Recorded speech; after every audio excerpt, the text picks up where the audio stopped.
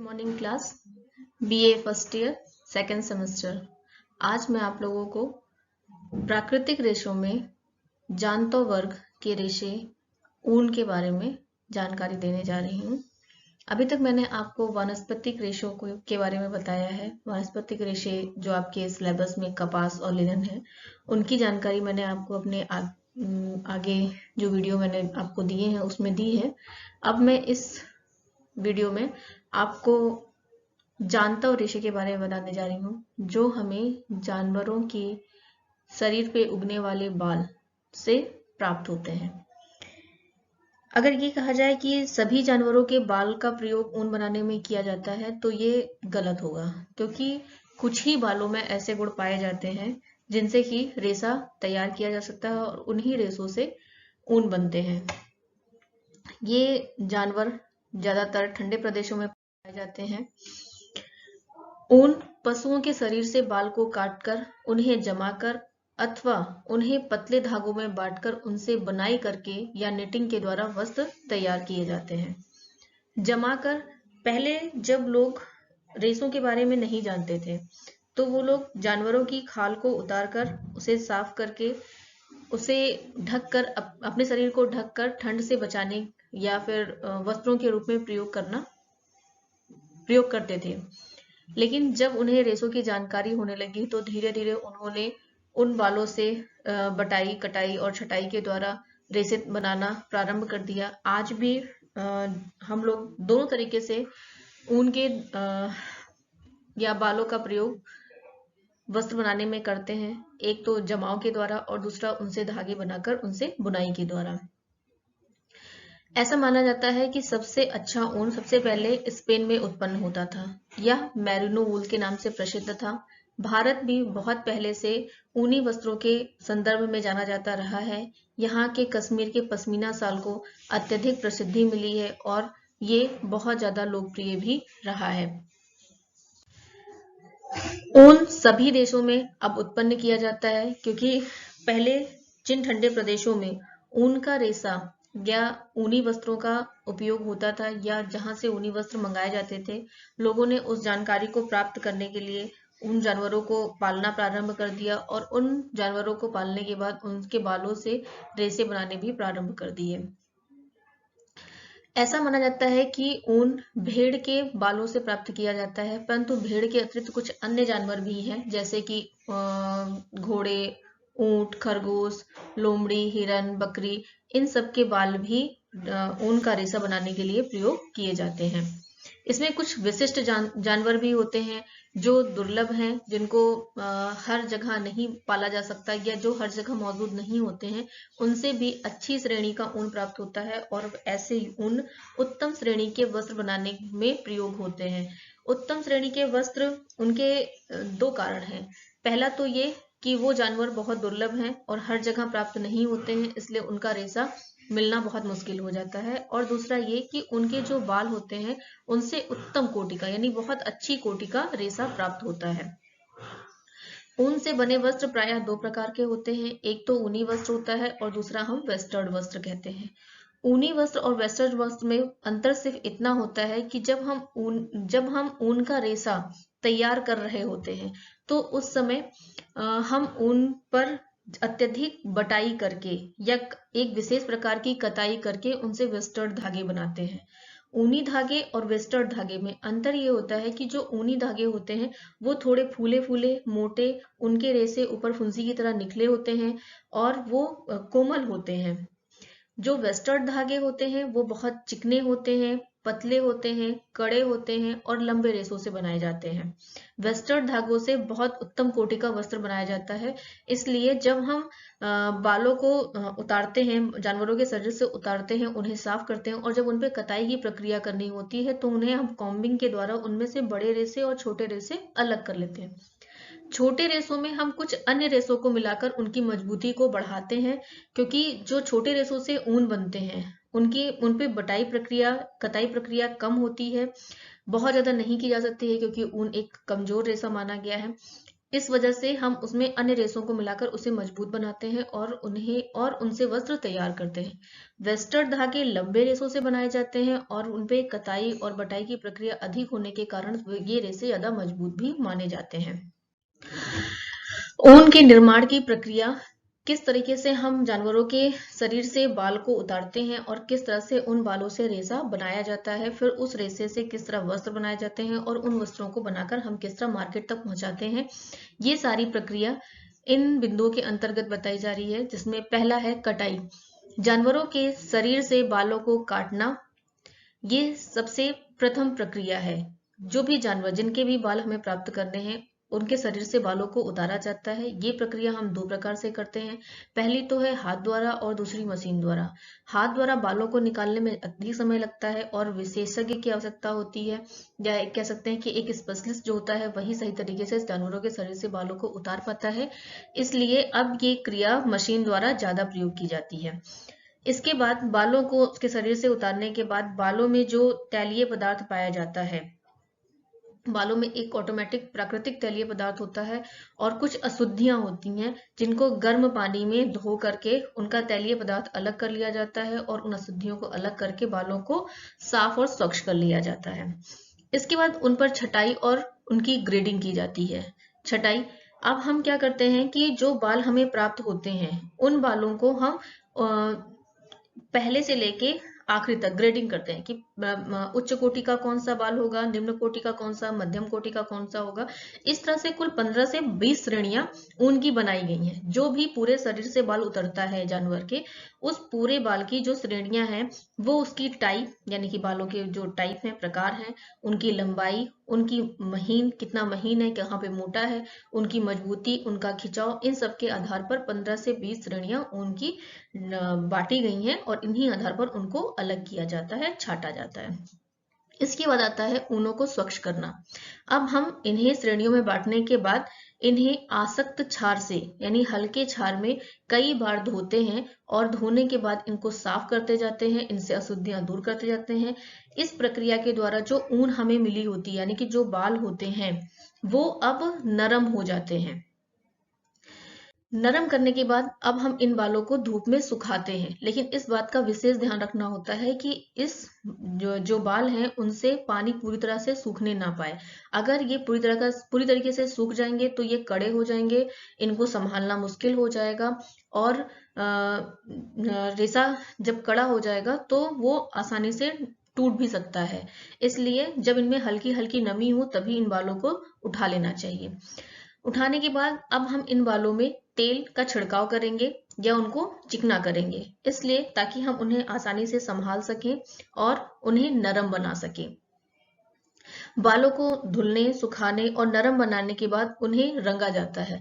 वैसे तो बाल अलग अलग जानवरों से अलग अलग रंग के बाल हमें मिलते हैं, लेकिन यदि बालों में हमें कोई और रंग डालना है, किसी और रंग के बनाने हैं उनको, तो ये अवस्था सबसे उत्तम मानी गई है जब बालों की रंगाई अच्छे से की जा सकती है। बालों को रंगने के बाद अब हम उनका मिश्रण करते हैं। मिश्रण में क्या करते हैं कि जो छोटे बाल होते हैं, जब हम उनको अलग करते हैं श्रेणियों के हिसाब से, जब अलग किया जाता है तो उनमें कुछ मध्यम श्रेणी के बाल भी मिक्स कर दिए जाते हैं उच्च श्रेणी में, जिससे उनका मूल्य, जो उच्च श्रेणी के वस्त्र हैं वो बहुत बहुत महंगे होते हैं, तो सभी की पहुंच से बाहर होते हैं, तो उसमें कुछ हम निम्न या मध्यम श्रेणी के ऊनों को मिला देंगे जिससे बने वस्त्र लोगों की पहुंच में आसानी से आ सकें। और अब मैंने पहले भी बताया था कि कुछ छोटे ऊन के रेशे ऐसे होते हैं जिनमें हम लोग कपास के रेशे मिला करके उनकी मजबूती को बढ़ाते हैं। तो रेशों में उच्च वर्ग के रेशों में निम्न और मध्यम वर्ग के रेशे मिलाना या उनमें कपास या अन्य रेशों को मिलाना सम्मिश्रण की प्रक्रिया कहलाती है। मिश्रण करने के बाद, यानी कि धुलने, सुखाने, तेल देने और उनका मिश्रण करने के बाद अब आती है धुनाई की प्रक्रिया। अब वस्त्रों को रोलरों की सहायता से सुलझाया जाता है, रेशों को रोलरों की सहायता से सुलझाया जाता है। जो ऊनी वस्त्र बनाने के लिए हमने रेशों का सम्मिश्रण किया है, उन्हें दांतदार, जो एक स्टील के कंघी नुमा यंत्र होता है, रोलर होते हैं, उनमें दांतदार हुक लगे होते हैं, उनके बीच से इन रेशों को गुजारा जाता है, जिससे उसमें बची हुई अशुद्धियां अलग होती जाती हैं और रेशे समानांतर होते जाते हैं। वस्त्रों पर जो जब हम इन ऊनों का प्रयोग करते हैं तो जैसा कि गर्म वस्त्र बनाने के लिए दो प्रकार के गर्म वस्त्र होते हैं, एक तो ऊनी और एक वेस्टर्न। जब हम ऊनी वस्त्र बना रहे होते हैं तो हम साधारण धुनाई की प्रक्रिया करते हैं, लेकिन जब हम वेस्टर्न वस्त्र बना रहे होते हैं तो हम एक विशेष प्रकार की कार्डिंग या धुनाई प्रक्रिया करते हैं और इसमें अधिक से अधिक बटाई देते हैं जिससे इसका रेशा चिकना हो जाए। चूंकि ये रेशे लंबे होते हैं, इन पर घुमाव अधिक दिया जाता है। अधिक घुमाव देने से ये रेशे पतले, लंबे, गोल और कड़े होते चले जाते हैं। धुनाई की प्रक्रिया के बाद अब हम उस पे कंघी की प्रक्रिया करते हैं। ये काम उन्हीं रेशों पे किया जाता है जिनसे हमें वेस्टर्न वस्त्र बनाने होते हैं। जब हम उन पर धुनाई करते जाते हैं और उनकी बटाई करते रहते हैं, इसके बाद हम उन्हें कंघी करके उन्हें और समानांतर करते हैं। ये वेस्टर्न वस्त्र लगभग लंबे रेशों से बनाए जाते हैं जिनकी लंबाई कम से कम 4 इंच से ज्यादा हो। ऐसे रेशों के द्वारा ही वेस्टर्न वस्त्रों का निर्माण किया जाता है। धुनाई की प्रक्रिया के बाद हम धागों को खींचते हैं। जो वेस्टर्न धागे होते हैं, वेस्टर्न वस्त्र बनाने के लिए जो धागे प्रयोग में किए जाते हैं, उनको कई पूनियों से के द्वारा गुजारा जाता है और उनको पूनियों में मिलाकर कई पूनियां आपस में मिलाकर पूनियों को बार बार खींचा जाता है। खिंचाव देने के साथ साथ उस पर बटाई प्रक्रिया की जाती है और जो मोटी पूनी होती है उसको हर खिंचाई प्रक्रिया के बाद पतला किया जाता है। जैसे कि मान लीजिए, जब मैंने आपको इससे पहले बताया था डबलिंग की प्रक्रिया, डबलिंग में हम लोग क्या करते हैं, 2 3 4 पूनियों को एक साथ मिला करके उसे मोटी पूनी बनाते हैं। मोटी पूनी पर बटाई प्रक्रिया करते हैं और वो खींचते खींचते उसको पतला करते हुए पतली पतली पूनियां बनाते जाते हैं और ये क्रिया तब तक दोहराते जाते हैं जब तक कि हमें सही मोटाई का धागा या सही मोटाई की पूनी प्राप्त नहीं हो जाती है। घुमाव देना, जब हम पूनियां तैयार कर रहे होते हैं उसी समय उन पर बटाई दे करके उन्हें और ज्यादा पतला करते जाते हैं। लगातार घुमाव देते हुए हम उन्हें आगे प्रोसेस में बढ़ाते जाते हैं और पूनियों को पतला करते जाते हैं और उन पे लगातार घुमाव देते रहते हैं। कताई करना, पूनियों को खींचकर कताई द्वारा धागा बनाया जाता है। जब हमारी पतली पूनियां तैयार हो जाती हैं तो उन पूनियों से रोलरों की सहायता से खिंचाव डालकर उन पर अतिरिक्त बटाई करते हुए पतला धागा, जो हमें चाहिए जिस मोटाई का धागा, उस मोटाई का धागा हम प्राप्त करते हैं। कताई की प्रक्रिया वेस्टर्न वस्त्रों, जो वेस्टर्न वस्त्र होते हैं, उन वेस्टर्न वस्त्रों को बनाने के लिए जो पूनियां तैयार की जाती हैं उन पे कताई जो है वो म्यूल फ्रेम के द्वारा की जाती है। इसके अतिरिक्त जब हम धागे को बांट रहे होते हैं, जब हम साधारण वस्त्रों के लिए या साधारण ऊनी वस्त्रों का जब निर्माण करते हैं तो हम म्यूल फ्रेम और साधारण फ्रेम दोनों का प्रयोग कर सकते हैं। लेकिन जब हम वेस्टर्न वस्त्र का प्रयोग करते हैं तो हम किसी भी करघे पे लगा करके उसको की कताई कर सकते हैं। लेकिन जो करघा है, उस करघे के द्वारा बना जो धागा है वो धागा चिकना, पतला, गोल और कड़ा होना चाहिए, ये अनिवार्यता रखी गई है। वेस्टर्न वस्त्रों के लिए जो धागे तैयार होते हैं उन धागों का ये गुण होना चाहिए कि वो चिकने हों, पतले हों, गोल हों और कड़े हों, तभी उनसे वेस्टर्न वस्त्र तैयार किए जा सकते हैं।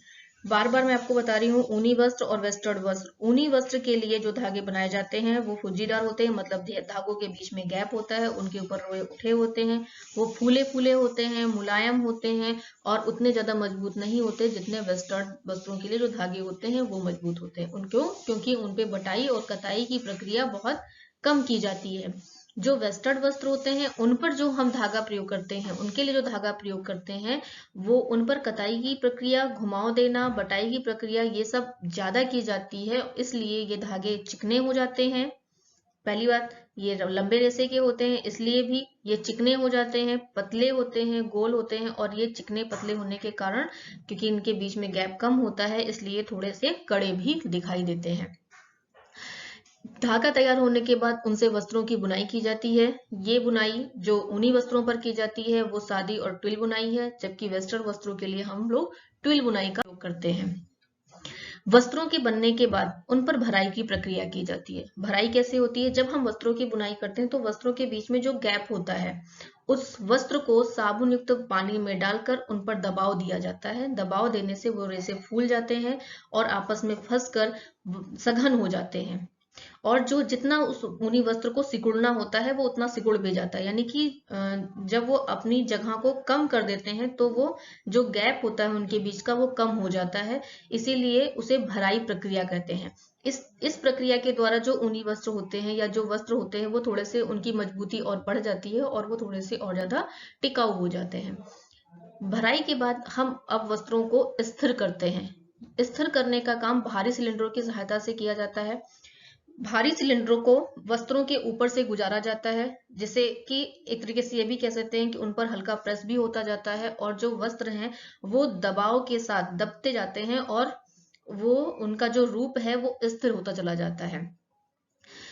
भराई और रूप स्थिर करने के बाद हम उन पर परिस्थिति और परिसज्जा करते हैं। अगर हमारे वस्त्रों को हमें सफेद करना है, उन पर सफेदी लानी है, तो हम उन पर ब्लीच का प्रयोग करेंगे, घरेलू ब्लीच का प्रयोग किया जाएगा।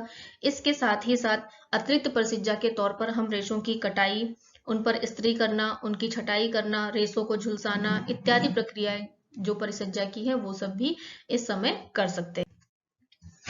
ये तो थी हमारी बालों से ऊन बनने की का तरीका कि किस तरह से बालों से हमारा रेशा और रेशे के बाद हमें ऊन प्राप्त हुआ, उस ऊन से हम लोगों ने किस तरह वस्त्र तैयार किए। अब जैसे कपास और लिनन के कुछ अलग विशेषताएं थी, वैसे ही गर्म वस्त्रों की या गर्म ऊनी धागों की या ऊनों की या जानवरों के बालों की अलग विशेषताएं हैं, जिनके द्वारा उन्हें आसानी से पहचाना जा सकता है और किन बालों से वस्त्र बनाए जा सकते हैं ये भी गुण हमें इन विशेषताओं के अंतर्गत मिल सकता है। सबसे पहले आता है रेशों का संगठन। ये सबसे जो ऊनी रेशों की जो सबसे बड़ी विशेषता है वो ये है कि ये एक ऐसा रेशा है जिसमें गंधक होता है। इसमें कार्बन 49%, ऑक्सीजन गलत लिखा हुआ है यहाँ पर, आप इसको सही कर लीजिएगा, ऑक्सीजन 24%, नाइट्रोजन 16%, हाइड्रोजन 7% और गंधक 4%। ये सब मिलकर के केराटिन नामक प्रोटीन बनाते हैं। जो बाल होता है उसमें केराटिन प्रोटीन पाई जाती है, वो चाहे जानवरों के बाल हों या मानवों के बाल हों, उनमें केराटिन प्रोटीन पाई जाती है। इसलिए ऊनी रेशों को प्रोटीन प्रधान रेशा भी कहा जाता है या जांतव रेशों को प्रोटीन प्रधान रेशा भी कहा जाता है। जैसे मैंने आपको बताया था कि जो वानस्पतिक जगत से प्राप्त होने वाले रेशे हैं उन्हें सेलुलोज रेशा कहा जाता है। इसी तरह जांतव जगत से प्राप्त होने वाले या पशु जगत से प्राप्त होने वाले रेशों को प्रोटीन प्रधान रेशा कहा जाता है। अगर हम इसकी माइक्रोस्कोपिक संरचना देखें, यानी कि सूक्ष्मदर्शी संरचना देखें, तो ये रेशा सूक्ष्मदर्शी से देखने पर टेढ़ा मेढ़ा दिखाई देता है। इसके दोनों छोर नुकीले दिखाई देते हैं और बीच में थोड़ा सा गोल दिखाई देता है। और अगर हम इसकी काट देखें तो ये बहुस्तरीय काट का होता है। इसके 3 स्तर होते हैं। पहला स्तर जो इसका आवरण होता है, इस पर छोटे छोटे सल्क होते हैं। ये दांतदार सल्क होते हैं। जिन पर सल्कों की संख्या ज्यादा होती है वो रेशे थोड़े कमजोर माने जाते हैं। जिन पर सल्कों की संख्या थोड़ी, सल्कों पर दांतों की यानी जो धारियां बनी हुई उनकी संख्या जिन पर कम होती है वो ज्यादा अच्छे माने जाते हैं। ये सल्क जितने ज्यादा होते हैं, आवरण के रूप में जितने ज्यादा सल्क होते हैं उतना ही अच्छा और मजबूत रेशा माना जाता है। इनकी संख्या प्रति इंच 1000 से लेकर 4000 तक होती है। अब आता है इसका दूसरा परत, जो इसका मध्य भाग होता है, जिसे कॉर्टेक्स कहते हैं। इसमें रंग के दाने होते हैं। ये दाने ही रेशे के रंग को तय करते हैं कि किस रंग का रेशा होगा और इसी से रेशे की मजबूती और शक्ति भी तय होती है। अंतिम रेशा जो इसका मध्य भाग होता है उसे मेड्यूला कहा जाता है। ये एक नलिका के रूप में ऊन के बीचों बीच वाले रेशे में स्थिर होता है। जितना ही महीन ऊन होगा या बाल होगा उतने ही ये नलिका पतली होगी और जितना ही मोटा होगा उतनी ही ये नलिका मोटी होगी। तो माइक्रोस्कोपिक संरचना से जब हम देखते हैं, सूक्ष्मदर्शी संरचना से जब हम देखते हैं तो एक ऊन में हमें 3 परत दिखाई देती है। पहला उसका आवरण, दूसरा उसका मध्य भाग और तीसरा उसका अंतिम भाग।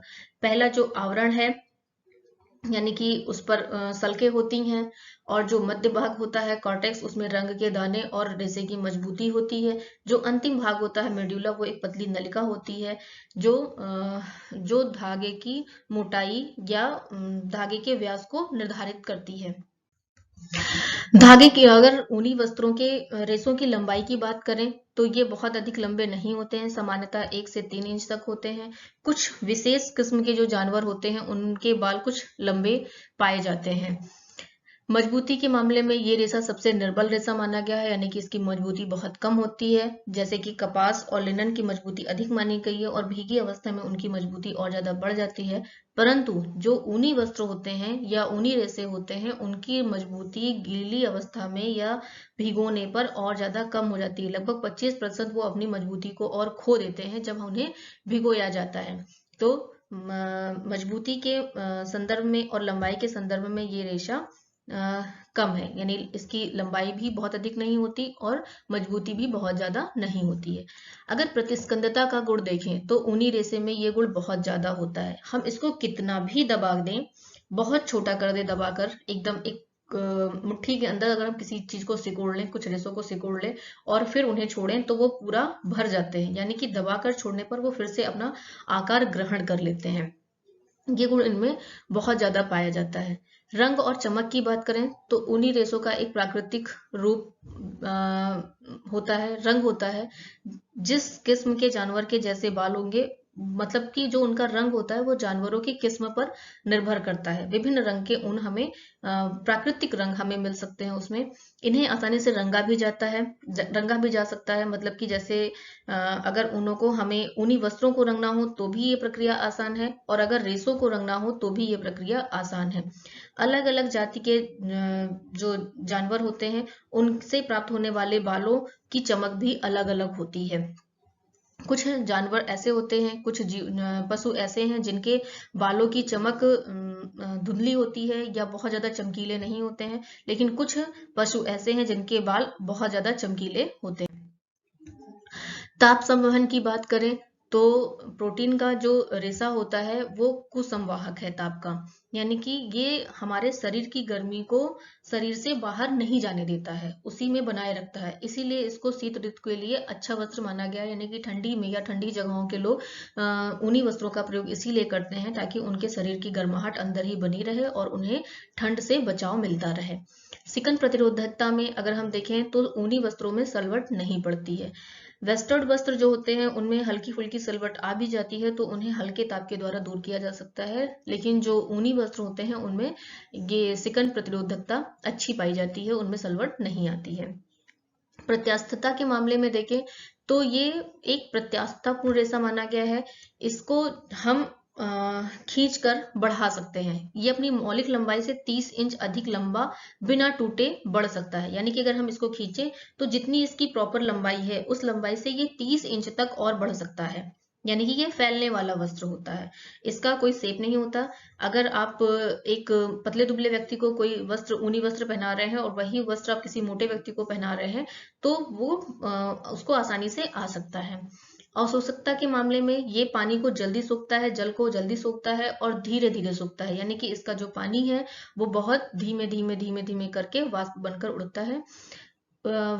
ऊनी वस्त्रों को सुखाते समय एक विशेष ध्यान ये रखना चाहिए कि इनको बहुत ज्यादा भीगी अवस्था में नहीं रखना चाहिए और लटका कर नहीं सुखाना चाहिए, क्योंकि अभी मैंने आगे भी बताया है कि इनकी जो मजबूती होती है वो कम होती है और भीगी अवस्था में वो मजबूती और कम हो जाती है। इसलिए इनको कोशिश ये करनी चाहिए कि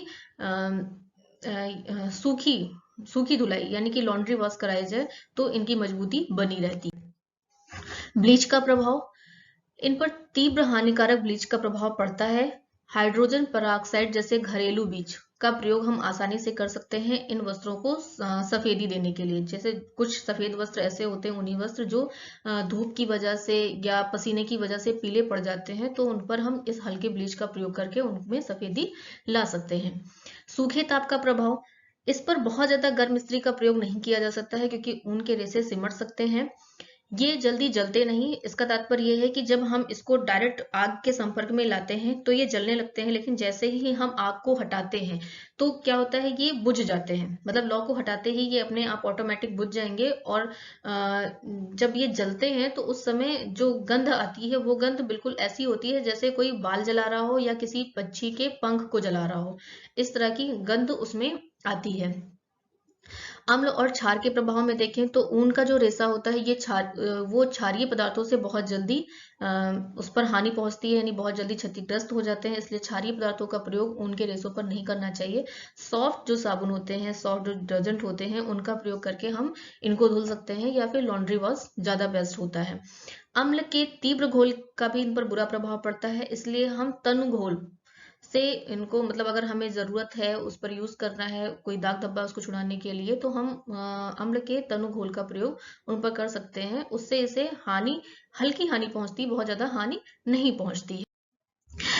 ये तो था ऊन की कुछ विशेषताएं। जैसे कि इन्हें, इनके रख रखाव में भी ध्यान ये देना होता है कि आर्द्रता और नमी ना हो। बहुत ज्यादा नमी वाली जगह पर इन्हें नहीं रखना चाहिए। इनमें फफूंद जल्दी नहीं लगती, लेकिन अगर नमी है तो इनमें कीड़े लग सकते हैं और उनके रेशे खराब हो सकते हैं। इन्हें सुखाकर कुनैन की गोलियों के साथ में अच्छे से रखा जा सकता है। ऊनी वस्त्रों का प्रयोग हमारे यहाँ भारत में बहुत लंबे समय तक नहीं किया जाता, लगभग 3 या 4 महीने ही इनका प्रयोग होता है। इसलिए बाकी के मौसमों के लिए, बाकी के महीनों के लिए इन्हें सुरक्षित रखने के लिए इन्हें अच्छे से धोकर, अच्छी धूप दिखाकर, कुछ नीम की पत्तियां या कुनैन की गोलियां इस तरह से करके उन्हें अच्छे से पैक करके सुखाना अनिवार्य माना गया है। ये तो थी ऊन की विशेषताएं, और किस तरह से हम ऊन के बालों से उनका रेशा प्राप्त करते हैं और रेशे से धागा बनाते हैं, धागे से वस्त्र बनाते हैं। ये सारा प्रोसेस मैंने आपको इस वीडियो में बता दिया। इसके अलावा भी अगर आपको कुछ समस्या है या कोई चीज नहीं समझ में आती है, वेस्टर्न ऊन या ऊनी वस्त्रों में कोई समस्या है, या उनकी पहचान जो मैंने कि इसमें आपको सिर्फ बताया है, लिखा नहीं है इस वीडियो में, नोट्स में नहीं दिया है, अगर आपको चाहिए तो वो मैं आपको आपके व्हाट्सएप पे दे सकती हूँ, और जो भी समस्या हो आप उसका समाधान ले सकते हैं। धन्यवाद।